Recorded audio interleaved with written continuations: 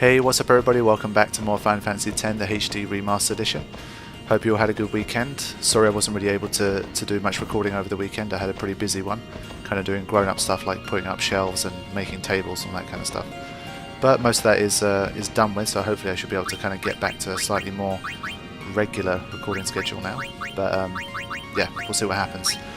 So we find ourselves in the Cavern of the Stolen Faith, where I've been saying that we can get hold of the first of the optional Aeons in the game. But before we do that, we have to do a little boss battle first, so let's trigger that off and see what happens. Pat! Another Guado fiend! No, an unsent.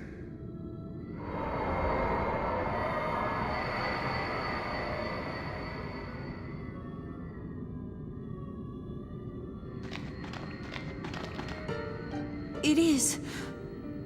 It's you, is it not, Lady Ginnem? Forgive me. I was too young.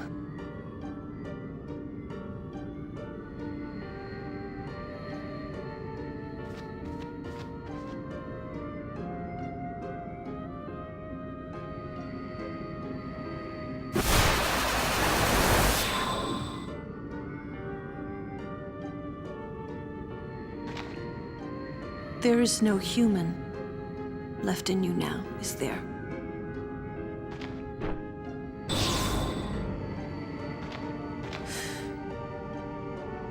Very well then. Allow me to perform my last duty to you. My last as your guardian.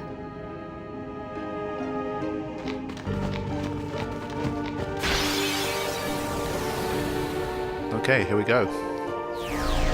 She kind of looks like a more conservatively dressed version of Donna.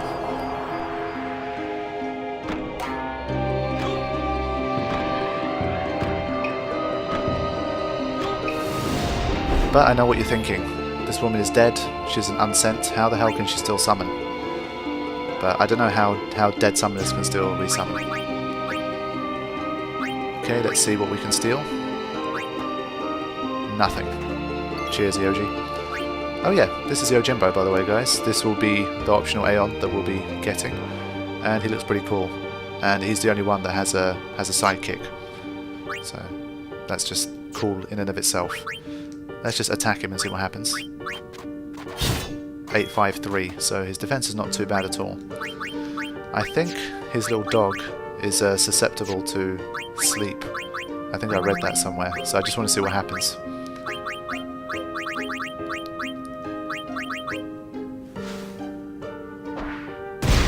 Yeah, it doesn't affect the dog, it's weird.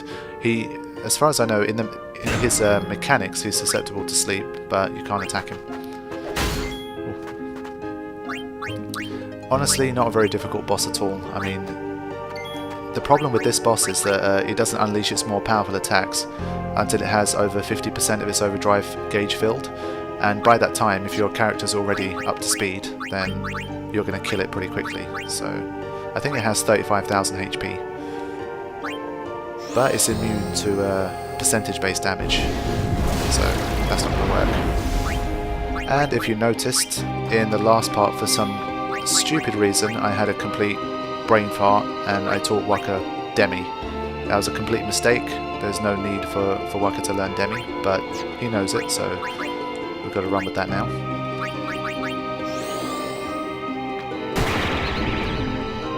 So immune to darkness and petrification as well, of course.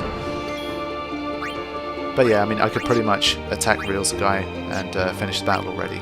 So there's really not too much difficulty in this one. I'm going to push his overdrive gauge a little bit higher on purpose, just so you can see some of his more powerful moves without finishing it too quickly.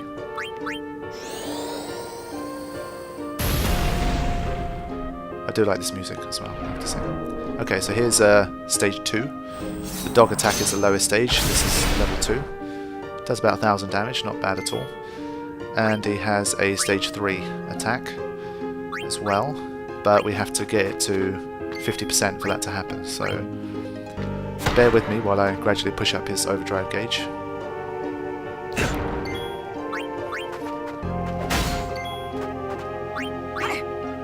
But yeah, I'm not too sure how I'm not too sure how dead summoners can still summon. I mean, that doesn't really make sense. Unsent summoners still summoning. I'm not sure that's right. But as I've said before, the answer to everything is probably fireflies.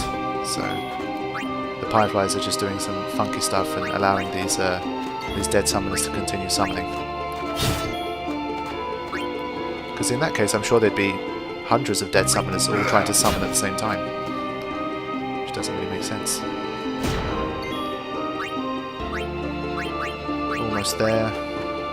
I'm just making sure I'm not doing too much damage, that's why I'm attacking with my weak characters as well.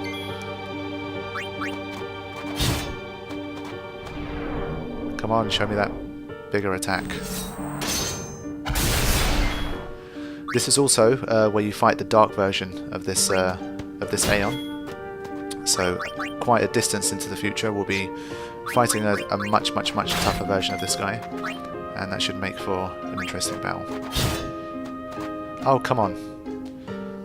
I think there's a 25% chance that we'll use it, but now that it's over 75%, it should increase a little bit more. I'm going to kill the guy soon. Here it comes. 2000. So that's the most powerful attack it has to offer, apart from its overdrive, which we're going to see very soon, because the overdrive is a little bit special. And you do not want to face this overdrive with your characters, because you'll be in danger. Okay, let's see this overdrive now. So you saw its most powerful attack ended up doing, I think, 2000 damage to Kimari, so around that range.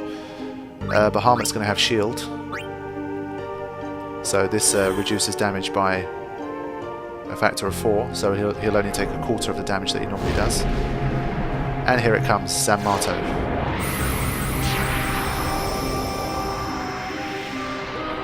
This looks like a seriously cool attack.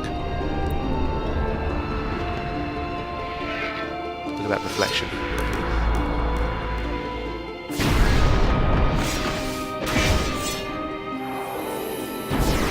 Ouch. 2,500 even with shield. So your regular characters, they'll be taking 10,000 damage from this attack. So there you go, it's a very powerful overdrive. I think it has a damage constant of like 200 or something stupid like that. So it's a pretty big overdrive. But it's highly unlikely you're ever going to see it in this battle. Let's end this. So we get to complete this little Lulu side story with her and her first summoner.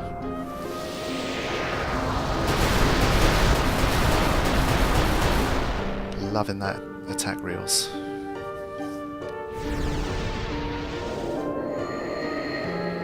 Okay, Lady Ginnem. Time to eternally rest in peace. The dog's still there. What?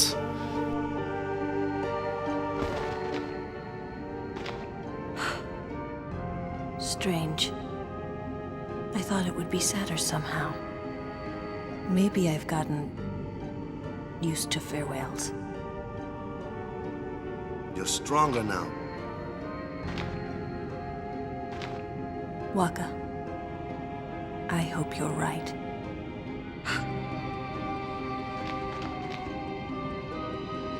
Yuna, the fayth is inside.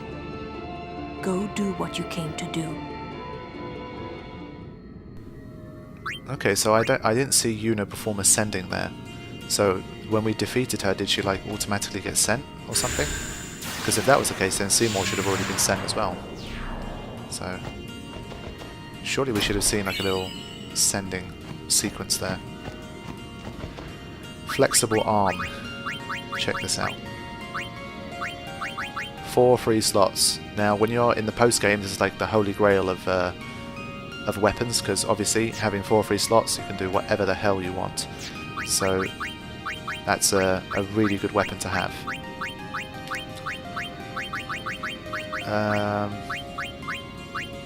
Obviously, evading counter is something, you know, a good thing to put on this.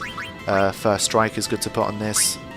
Master Thief is good to put on, well, whatever armor that Riku is going to have.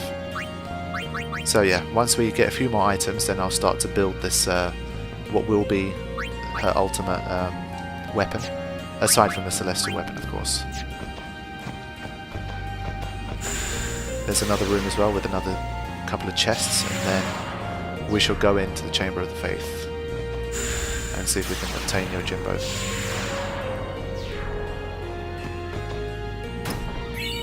Peace Sphere. Shit, I'm not sure if I have enough money for it. Okay, so here's the deal with Yojimbo. When you go into the Chamber of the Fayth, you're going to meet him, but in order to gain, to get Yojimbo on the team, you have to pay him. So he's a bit of an asshole like that. He demands money to perform. So, how much money do you need? His asking price is 250,000 gil, but with a little bit of bartering, you can get him down to around the 200,000 mark. So if you have about 200,000 gil and you want Yojimbo on your team, then it's a good idea to recruit him. But it's not. I mean, I'm not sure I would really recommend getting Yojimbo, because 200,000 gil at this stage, is a lot of money, and you can buy a lot of weapons and armors and that kind of stuff for that kind of money. Oh, all three of them. So yeah, what I would do, if it's your first time playing through and you're not sure whether you want to get Yojimbo or not, just watch a little bit longer, and I'm going to get to somewhere in the next region, in Mount Gagazet, where we can get some really interesting armors and weapons.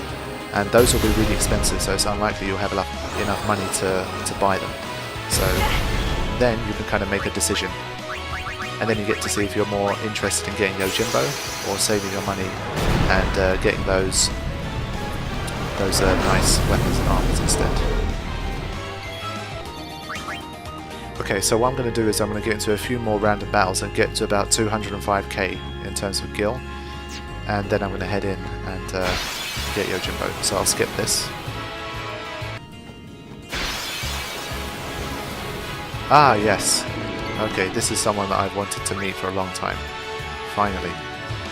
Okay, Malboro is an annoying fiend, and it has an attack called Bad Breath, which can cause a whole myriad of really bad status effects, and depending on which ones connect, if you're unlucky, you could pretty much die because of that attack. So for example, if everyone gets confusion and poison at the same time, then you're screwed.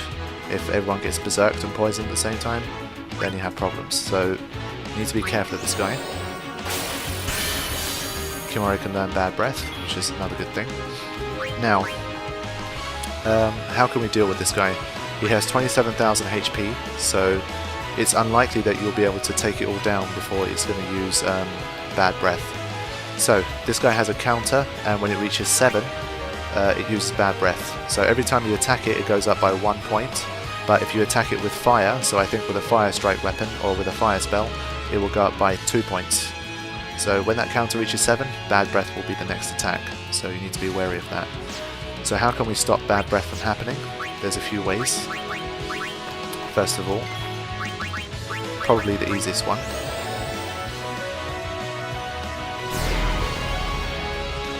Okay, so he's been provoked and now he's going to use its normal attack on Tidus all the time. If I remember correctly. If I remember wrong, then it's going to be a bit of a problem, but this should be okay. So this is going to add 2. So the counter is at 4 at the moment.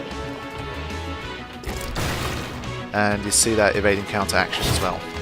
So this is obviously provoke plus evading counter, working out well.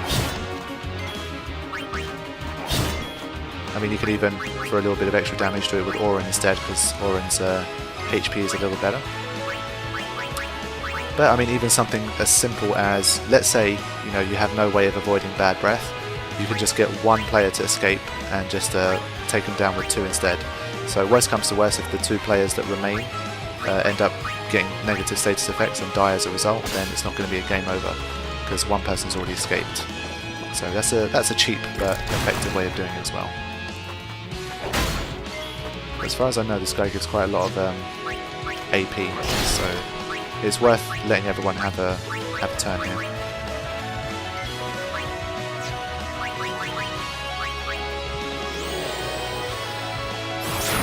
Yep, and we'll let Waka deal the final blow. Actually, one more thing. Shooting Star, if you remember, it has a eject property, and that also works on Malboros. So if you're having trouble and you need to get rid of it, then you can use Shooting Star as well, and that will knock it straight out of the battle. Take that. Done. I mean, it's Bad Breath is such a dangerous attack, I don't even want to face it just to show you guys, in case I end up getting a game over. So yeah, that's one random encounter you should be wary of. And I think it's only through Malboros that Kimahri can learn Bad Breath anyway, so in that sense it's useful as well.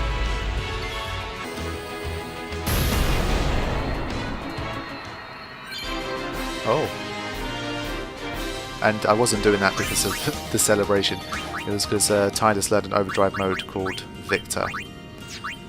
So this is, I think it's similar to Slayer in the sense that it charges 20%, but every time you win a battle, Tidus's overdrive will go up by 20%. So if you find that you're not really killing too many fiends with Tidus, then Victor's a good one to have. But since he has a death touch on his weapon as well now, I'm just going to keep Slayer for now. I might as well save. In case another Malboro comes up, I'll show you Bad Breath, just to show you what kind of effects it can have.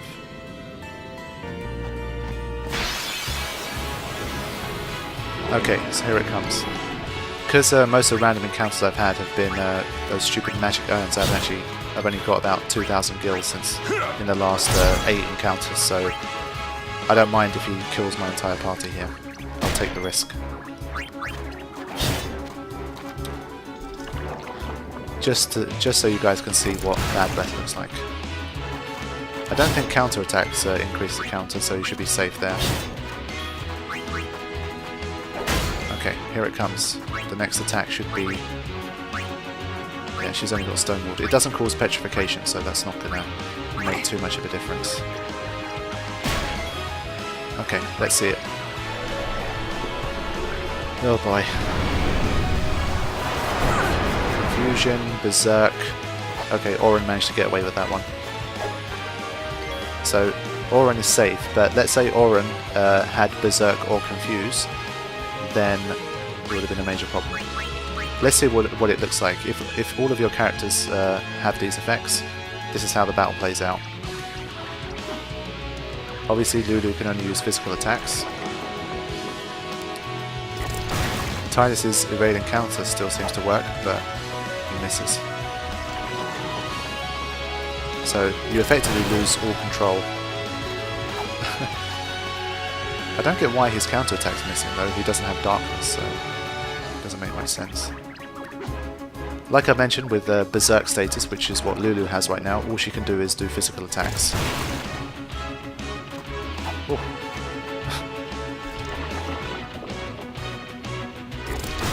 And I mean, there is nothing more annoying than seeing that happen to your characters. Let's say you've been grinding for a little while and you've forgotten to save, and suddenly one of those pops up and you make a misjudgment and it does that to you, then yeah, that could really ruin your day. But the good thing is it has a counter, so you always have time to prepare. You can, you know, pretty much do anything. You can flee, you can stick around, whatever you want. You can see how few encounters I've managed to trigger. They only have one sphere level each. So I'd probably advise to, if you have any spare items or armors that you don't need, weapons in the Calm Lands, I would try to... Oh, okay. When you're in the agency or when you're at the monster arena, just sell everything you can. Because there's no shops around here, I can't go and sell stuff to get some quick kills, so... Oh. These guys look nice. I wouldn't mind having like a miniature one as a pet. I think Death Touch should work against these guys. But they do have some slightly nasty attacks.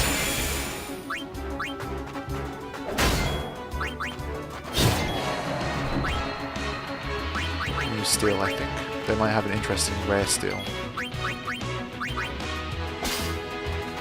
Okay. Is that a rare steel or not? Can't tell. Oh, come on. Farewell. Oh! No That's time like- to waste. Let's go. That slight luck boost is coming in. I'm actually starting to see noticeably more critical hits from Orin now. Okay, 205,000 gil. I'm going in. I've had enough of this. Let's get Yoji. Get the fuck out of here. Damn money grabber.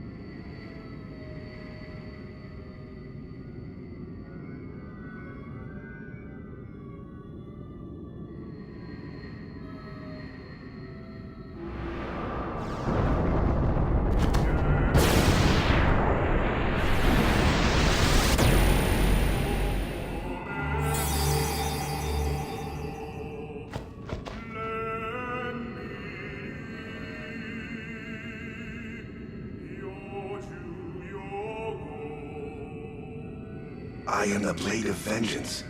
They dare only whisper my name. Yojimbo. Summoner, I ask you, what do you want of me? Damn, Yojimbo got swag. And you see the dog there as well. It's a nice touch. Okay, so you get 3 choices here, and it's always best to pick the lower one for this part of the game, because as far as I know, he lowers his asking price, so this is how you get the lowest asking price, and you also get the highest boost in compatibility, and we'll talk about compatibility a bit later on. But just pick the third one. If you desire my strength, you must pay my price. Make your offer. Now I ain't saying he a gold digger, but come on, that's a bit steep. So he doesn't really seem to care about, you know, let's defeat sin together type thing. He's just, I mean, what's he gonna do with that gil? I don't know. I guess he just buys a lot of dog food. Okay, so he wants 250,000 gil, but he ain't getting that. There is a way to lower him down to around the 200,000 mark, and maybe a little bit more if you're lucky. If you pay him half of what he wants, plus 1 gil, he will start to negotiate with you, and I think you get 3 chances to negotiate with him, and after the third one, if he's not happy, then you walk away empty-handed. So let's make our offer. Do we have a deal? Okay, he's come down.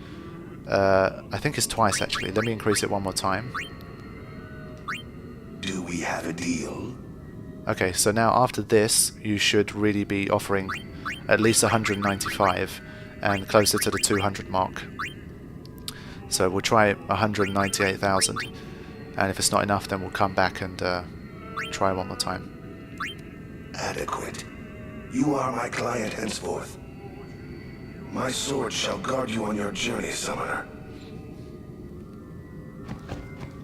This guy better be worth the money. Okay, so here he is, Yojimbo. They dare only whisper his name. Yojimbo. Oh man, I feel bad just looking at that gil. That's shameful. It's all about the money. Yep. That's a pretty good trophy. Okay. So, Yoji, he has pretty shit HP. Nothing special. But he already has a 13 strength boost over Bahamut, so he is strong. His evasion is 91, which is double the next closest person. Well, not double, but just under double. Shiva. Agility is not great, but it's mainly evasion and strength that seems to be his major strengths. His defense isn't bad either. But let's have a look at the special attacks. There is one in there called Zanmato, and it works differently from the one that we just saw in this previous boss battle. Zanmato, with the Yojimbo that we have, is a one-of-a-kind move, and it's very, very special in the sense that you can defeat every single enemy in the game using Zanmato. It's a one-hit KO, and it will kill anything, even this fucking thing. So it's not worth, wasting your money on, but it's possible. So, Zanmato is a very, very overpowered move, and it can get you out of any kind of trouble, you know, Dark Aeons, anything. So obviously with Yojimbo, aside from his strength, Zanmato is a massive plus. But then it turns into a case of how do you get this guy to use Zanmato? What do you have to do? Well, let's summon him and take a quick look. Let me run into a random encounter.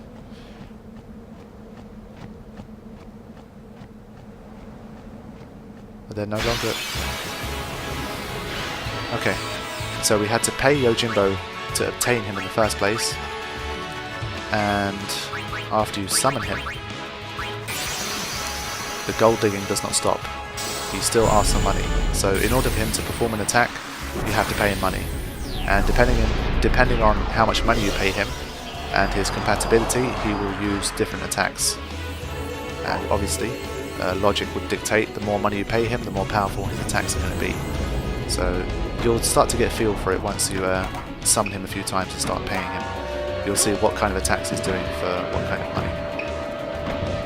I think you have to pay him at least 1 gil for him to do something. Please clear us a path. Okay. Compatibility. I'm not going to explain this too much because it's way too detailed to explain and there's lots of numbers that are involved. Long story short, you can increase your compatibility with Yojimbo, and the more you increase his compatibility, the cheaper it will be for him to use Zanmato. So normally it's a very, very expensive move, and you should only really use it in very important situations. But obviously, the more your compatibility is, the less money he will do it for. And, well, one of the easiest ways to increase his compatibility is to keep paying him decent amounts of gil so that he keeps using his powerful moves. So this is only his stage 2 move, so it wasn't that great. But you can see 6,000 damage, so he's pretty solid. Obviously, having a full overdrive gauge or Yuna using Grand Summon will also increase his chances of using Zanmato by a big amount. But if he has a full overdrive gauge, that's not a guarantee that he will use Zanmato, so you should be wary of that. Wakizashi, 7,000 damage. You see, this one he did himself, so already it looks like we're getting on well. He gives you free attacks sometimes as well. So that's always a good sign that you and Yojimbo are becoming good friends. If he's doing free attacks for you, then you're doing okay. Good thing about that attack that you see, Wakizashi, with the blade as well, that can either hit one enemy or all three. So once his compatibility is doing really well, this attack will hit all three of the fiends that are facing you. So yeah, that's a brief explanation of Yojimbo, and I'm sure at some point I will show you guys Zanmato just to show you what it looks like. To find out more about the compatibility index, obviously, Google's your friend. Just go in there and type in Yojimbo, and there is a FAQ dedicated to it, so it should give you the information that you need. But again, if it's your first playthrough, I'd probably say just ignore him. Just don't bother with it. Save your money. But because I want to show it now, I thought I'd get it anyway. Okay, finally we can progress the story, and from here on, this is like the final stop before we reach Zanarkand, and we finally get to see what it looks like 1,000 years on. Okay, let's move.